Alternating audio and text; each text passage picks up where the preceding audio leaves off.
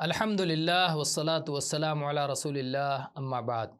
رسول اکرم صلی اللہ علیہ وعلی آلہ وسلم کے سالن سے متعلق بیان۔ عائشہ رضی اللہ عنہا فرماتی ہیں کہ اللہ کے رسول صلی اللہ علیہ وسلم نے فرمایا، سرکہ کیا ہی بہترین سالن ہے۔ ایسے ہی ابو موسیٰ اشعری رضی اللہ عنہ سے متعلق روایت ہے کہ ان کے پاس مرغی کا گوشت لایا گیا تو ایک آدمی دور ہٹ گیا۔ ابو موسیٰ رضی اللہ عنہ نے پوچھا کیا بات ہے؟ تو اس آدمی نے کہا کہ میں نے مرغی کو چند ایسی چیزیں کھاتے ہوئے دیکھی ہیں کہ جس کی وجہ سے میں نے قسم کھا لیا ہے کہ میں اس کا گوشت نہیں کھاؤں گا۔ تو ابو موسیٰ اشعری رضی اللہ عنہ نے فرمایا، قریب آ جاؤ کیونکہ میں نے رسول اللہ صلی اللہ علیہ وسلم کو مرغ کا گوشت کھاتے ہوئے دیکھا ہے۔ ایسے ہی عمر بن خطاب رضی اللہ عنہ کی حدیث ہے، فرماتے ہیں کہ اللہ کے رسول صلی اللہ علیہ وسلم نے فرمایا، زیتون کو کھاؤ اور زیتون کا تیل بدن پر لگاؤ کیونکہ یہ مبارک درخت سے نکلا ہے۔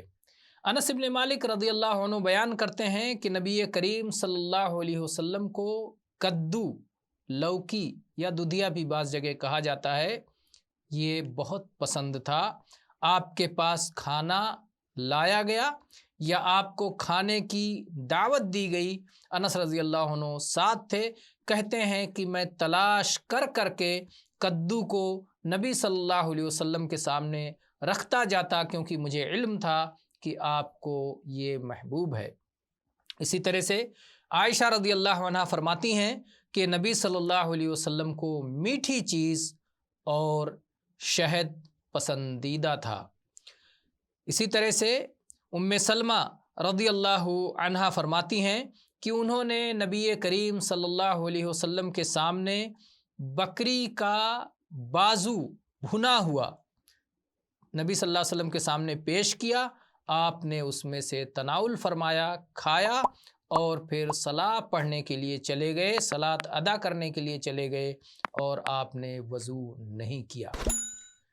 واللہ تعالی اعلم والحمد للہ رب العالمین وصلی اللہ علی نبینا وسلم۔